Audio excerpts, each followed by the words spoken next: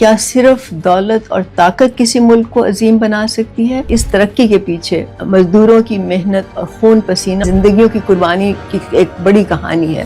اکیلے وہ اس نظام سے نہیں لڑ سکتے، اپنے حقوق حاصل نہیں کر سکتے۔ تحریکیں چلائیں، تشدد برداشت کیا، گولیاں تک کھائیں، جیلوں میں گئے۔ مزدوروں نے اپنے خون پسینے سے، اپنی جدوجہد سے حاصل کی۔ یہ جو حقوق تھے، یہ کسی سرمایہ دار نے ان کو تحفے میں نہیں دیے۔ حقوق کسی کو بھی کبھی بھی سلور پلیٹر پر رکھ کر پیش نہیں کیے جاتے۔ امریکہ کی جمہوریت ہی عام لوگوں کی جدوجہد کی وجہ سے قائم ہوئی۔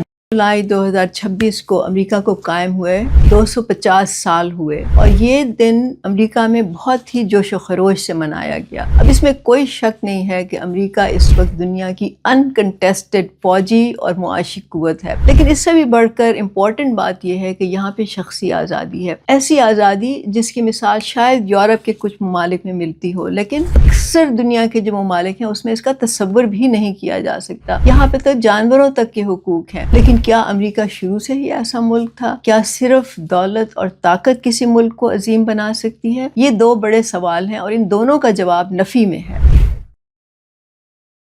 تو امریکہ ایک عظیم ملک کیسے بنا؟ عام طور سے کہتے ہیں کہ امریکہ کی ترقی اور خوشحالی کا راز سرمایہ دارانہ نظام میں ہے، اور اس کی وجہ سے جو بڑی بڑی کمپنیاں یہاں پہ ہوئیں، جو ٹیکنالوجی میں ترقی ہوئی، اس کی وجہ سے امریکہ ایک بڑا اور طاقتور اور خوشحال ملک بنا۔ لیکن حقیقت یہ ہے کہ امریکہ کی اس ترقی، خوشحالی اور عظیم ملک بننے کے پیچھے عوامی مزاحمتی طریقوں کا بہت بڑا ہاتھ ہے، یعنی کہ جو ریزسٹنٹ موومنٹس چلی یہاں پہ۔ اگر سرمایہ دارانہ نظام ہی صرف اس خوشحالی کا ضامن ہوتا تو پھر لوگوں کو باہر نکلنے کی کیا ضرورت تھی، لوگوں کو تحریکیں چلانے کی کیا ضرورت تھی، جیلوں میں جانے کی، مشقتیں کاٹنے کی، تشدد برداشت کرنے کی کیا ضرورت؟ انہی تحریکوں نے طاقتور طبقات کو قوانین بدلنے پر مجبور کیا، انسانی آزادی کو وسعت دی اور معاشی انصاف قائم کرنے کی کوشش کی۔ تو سب سے پہلے مزدور تحریک کی بات کرتے ہیں۔ 19ویں صدی میں امریکہ تیزی سے ایک صنعتی قوت بن رہا تھا، یہاں فیکٹریاں لگ رہی تھیں، کوئلے کی کانیں جو تھی ان میں تیزی سے کام ہو رہا تھا کیونکہ کوئلہ چاہیے تھا صنعت لگانے کے لیے، اور یہاں پہ ریلوے کا نظام قائم ہو رہا تھا۔ کچھ لوگوں نے شاید ریل روڈ بیرنز کا نام سنا ہو، یہ وہ لوگ تھے، وہ سرمایہ دار تھے جنہوں نے ریلوے کا نظام قائم کیا امریکہ میں، اور پورا ایک جال بچھ گیا، اور اس کے نتیجے میں ان لوگوں نے خوب دولت کمائی اور امریکہ کو ترقی ہوئی۔ لیکن اس دولت کے پیچھے، اس ترقی کے پیچھے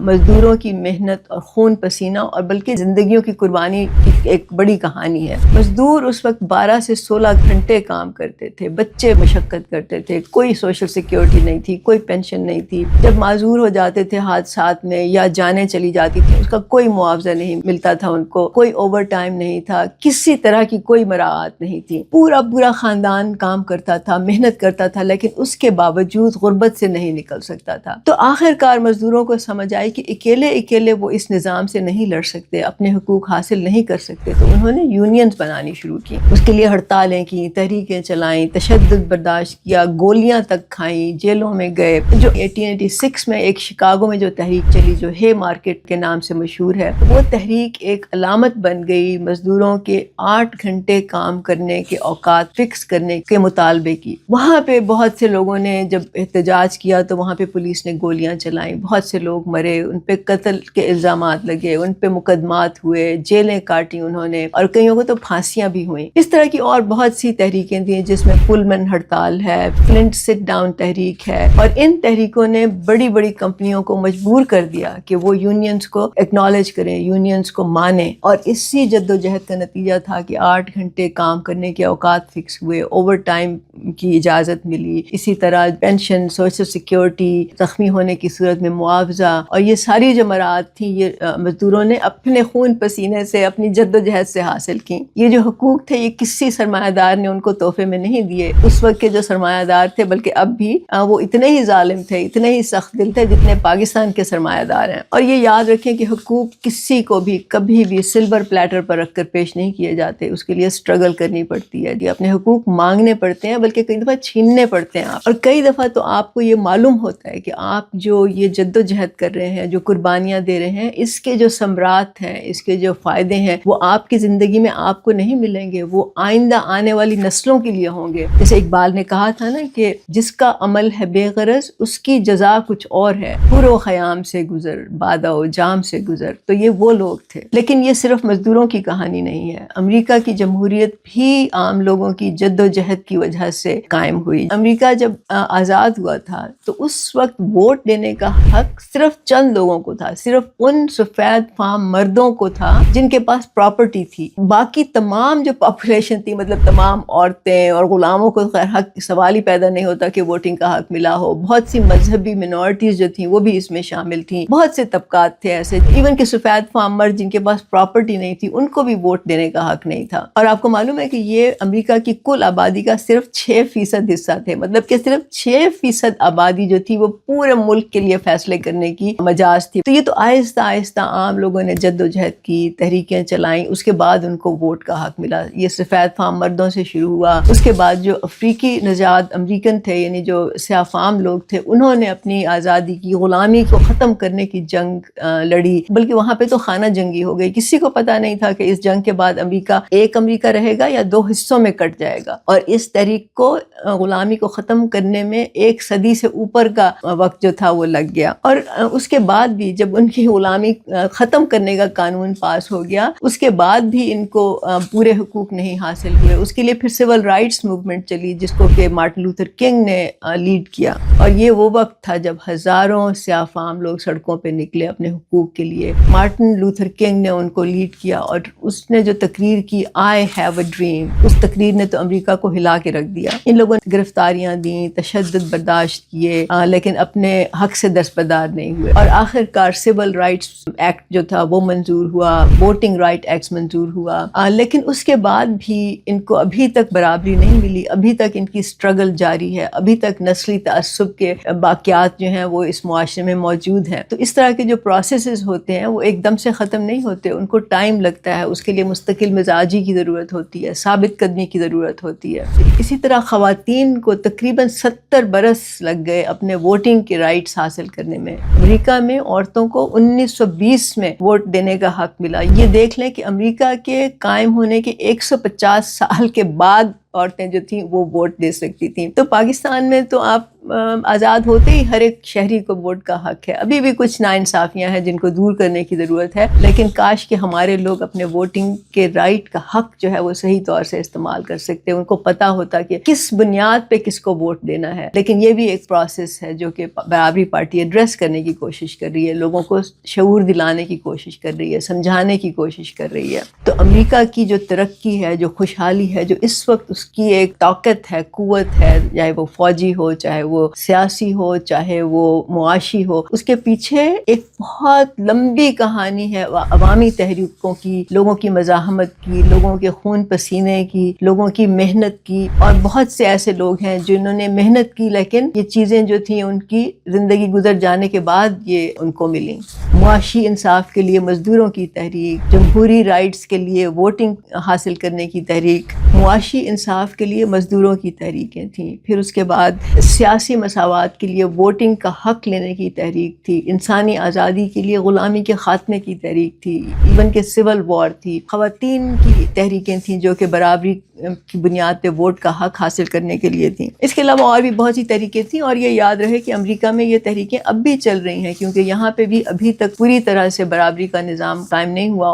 اس وقت تو یہ حالات ہیں کہ سرمایہ دارانہ نظام جو کہ پوری دنیا میں جس نے ایک ناانصافی، نابرابری، انیکوالٹی جو پیدا کی ہے، امریکہ بھی اب اس کا شکار ہے. اور یہاں پہ بھی لگ رہا ہے کہ یہ برابری شاید کسی قربانی کے بغیر حاصل نہیں ہو سکتی. یہاں پہ بھی نظام بدلنے کی ضرورت ہے. ان تمام تحریکوں نے امریکہ میں اس وقت جو بھی کامیابی ہے اس کی بنیاد ڈالی. لیکن ایک بات بتانا ضروری ہے کہ یہ جو تحریکیں تھیں یہ پرامن تھیں، ان میں تشدد کا کوئی ایلیمنٹ نہیں تھا، اور یہ منظم تحریکیں تھیں، سیاسی تحریکیں تھیں. اب سوال یہ پیدا ہوتا ہے کہ پاکستان اس سے کیا سیکھ سکتا ہے، ہم اس سے کیا سیکھ سکتے ہیں. اب سے 21 سال بعد پاکستان 100 سالہ سالگرہ منائے گا، تو سوال یہ ہے کہ اس وقت ہم کیسا پاکستان دیکھیں گے؟ اس کا انحصار اس بات پر ہے کہ ہم آج کیا فیصلے کرتے ہیں، ہم کیا لائے عمل اختیار کرتے ہیں، ہم کیا آگے کرنا چاہتے ہیں، ہم کس طرح پاکستان کو آگے لے کے چلنا چاہتے ہیں۔ آج پاکستان میں معاشی عدم استحکام ہے، سب کو معلوم ہے۔ یہاں پہ تو انسانی غلامی کی جو ماڈرن جو شکل ہے وہ موجود ہے۔ یہاں پہ لوگوں کے ان کے حقوق نہیں مل رہے، غربت بے انتہا کی ہے، نوجوان ڈگریاں لے کے گھوم رہے ہیں، روزگار نہیں مل رہا ان کو، خاندان پورا محنت کرتا ہے اس کے باوجود غربت سے نہیں نکل رہا، بچوں کو معیاری تعلیم نہیں مل رہی، علاج کی سہولیات نہیں مل رہی، گھر نہیں ہے یہاں پہ، تو ہر طرف مسائل ہی مسائل ہیں۔ اور تاریخ نے ہمیں یہ بتایا ہے کہ ان مسائل کا حل صرف انتخابات کرنے میں، صرف ووٹ ڈالنے میں نہیں ہے۔ اور پاکستان جیسے تیسری دنیا کے ملک میں تو اس وقت سرمایہ داری نظام جو ہے اس میں اصلاحات کی کوئی گنجائش نہیں ہے، کوئی ایسا فارمولا نہیں ہے کہ جس سے آپ سرمایہ داری نظام میں عام لوگوں کو خوشحالی دے سکیں، عام لوگوں کو ان کے بنیادی حقوق دے سکیں۔ اس وقت ہمارے سامنے چیلنج یہ ہے کہ اس نظام کو جڑ سے اکھاڑ کے پھینکنا ہوگا اور ایک نیا نظام لانا ہوگا۔ اور برابری پارٹی یہ کہتی ہے کہ اس نظام کا متبادل صرف سوشلزم ہے، صرف سوشلزم ہی ہے جو اس وقت انسانوں کو ان کے بنیادی حقوق دے سکتا ہے، انسانی برابری کی بنیاد ڈال سکتا ہے، خوشحالی لا سکتا ہے، لیکن وہ خود سے نہیں آئے گا، اس کے لیے جدوجہد کرنی پڑے گی۔ تو جب مزدور، کسان، طلباء اور زندگی کے ہر شعبے سے تعلق رکھنے والے لوگ متحد ہوتے ہیں، منظم ہوتے ہیں، تو وہ معاشروں کے سمت بدل دیتے ہیں، وہ ملک کی تقدیر بدل دیتے ہیں۔ کیا ہم اس کے لیے تیار ہیں؟ کسی بھی ملک کی اصل طاقت، اصل دولت سڑکیں نہیں ہوتی، بینک بیلنس نہیں ہوتا، بڑی بڑی کارخانے، فیکٹریاں نہیں ہوتی۔ اصل جو دولت ہوتی ہے، اصل جو چیز ہوتی ہے جو اس کو آگے لے کے جاتی ہے، وہ منظم، سیاسی طور پہ باشعور اور متحرک اس کے سٹیزنز ہوتے ہیں۔ جب دولت اور طاقت چند ہاتھوں میں مرتکز ہو جاتی ہے تو پھر وہ طبقہ صرف اپنے مفادات کو دیکھتا ہے، صرف اپنے مفادات کا تحفظ کرتا ہے، اور اس طاقت کا توازن صرف ایک چیز جو ہے وہ قائم کر سکتی ہے، وہ ہے عام لوگوں کی تحریک، عام لوگوں کی منظم سیاسی تحریک، عام لوگوں کا اکٹھ، عام لوگوں کی مشترکہ جدوجہد جو کہ ایک مقصد کے لیے ہو۔ تو پاکستان میں محنت کشوں کی محنت سے ہی دولت پیدا ہوتی ہے، لیکن افسوس کی بات یہ ہے کہ اس دولت میں ان کا کوئی حصہ نہیں ہے، ان کا کوئی شیئر نہیں ہے، ان کو تو بچا کھچا دے کر ان کو تنخواہ دیا جاتا ہے۔ اور اس کی وجہ یہ ہے کہ یہ لوگ سیاسی طور پہ منظم نہیں ہیں، سیاسی طور پہ باشعور نہیں ہیں، اپنے حقوق نہیں جانتے، ان کے لیے جدوجہد کرنے کو تیار نہیں ہیں، ان کے لیے قربانی دینے کو تیار نہیں ہیں۔ یہ سمجھتے ہیں کہ بس گھر بیٹھے سب کچھ مل جائے گا ان کو،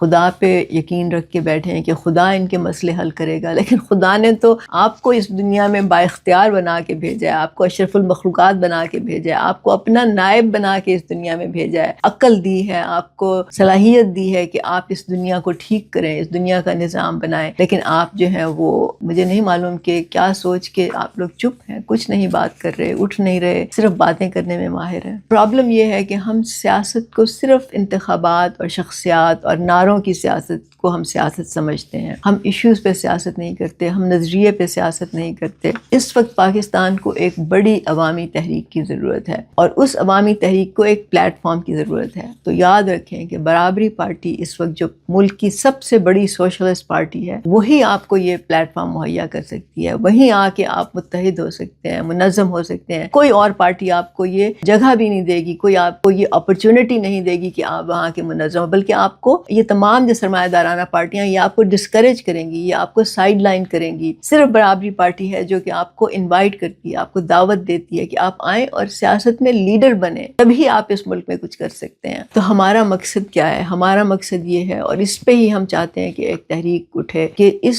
ملک میں ایک ایسا نظام قائم ہو جس میں وسائل پر اور مواقع پر ہر ایک کی برابر کی دسترس ہو، بلا تفریق، مذہب، فرقہ، رنگ، نسل، قومیت، صوبائیت وغیرہ جو بھی آپ کی شناخت ہے۔ اگر آپ اس ملک کے شہری ہیں تو آپ کو یہ حق حاصل ہونا چاہیے۔ ہم یہ چاہتے ہیں کہ اس ملک میں ہر بچے کو معیاری تعلیم ملے، ہر فرد کو معیاری علاج کی سہولت مہیا ہو، ہر انسان خوشحال ہو، ہر انسان بااختیار ہو، ہر انسان کو بجلی، پانی، گھر، ٹرانسپورٹ، خوراک، انٹرنیٹ، یہ تمام سہولیات جو ہیں اس کو مہیا ہوں۔ سب سے بڑھ کر یہ کہ وہ ایک باعزت زندگی گزار سکے۔ قومی وسائل پر صرف چند لوگوں کا قبضہ، چند خاندانوں کا کنٹرول ہونے کے بجائے یہ وسائل پوری قوم کی خوشحالی کے لیے استعمال ہونے چاہیے۔ اور تاریخ ہمیں مایوسی نہیں، ہمیں امید کا سبق دیتی ہے، امید کا راستہ دکھاتی ہے، لیکن اس کے لیے محنت کرنی پڑتی ہے، اس کے لیے جد و جہد کرنی پڑتی ہے۔ سوال یہ ہے کہ کیا ہم تیار ہیں، کیا آپ تیار ہیں اس جد و جہد کے لیے؟ کیا ہم اس ایک مقصد کے لیے جس کا میں نے ابھی ذکر کیا، ہم اکٹھے ہو کر اس ملک کو خوشحال بنا سکتے ہیں؟ کیا ہم جب پاکستان اپنی 100 سالہ سالگرہ منائے گا تو کیا ہم ایک ترقی پسند، روشن خیال، خوشحال ملک اس وقت دیکھیں گے؟ یہ فیصلہ ہم نے آج کرنا ہے، کیونکہ 20 سال بھی بہت تھوڑا عرصہ ہے، لیکن اگر ہم آج شروع کریں گے تو ہم 20 سال بعد اس کا نتیجہ ہمارے سامنے آ سکتا ہے۔ بہت شکریہ۔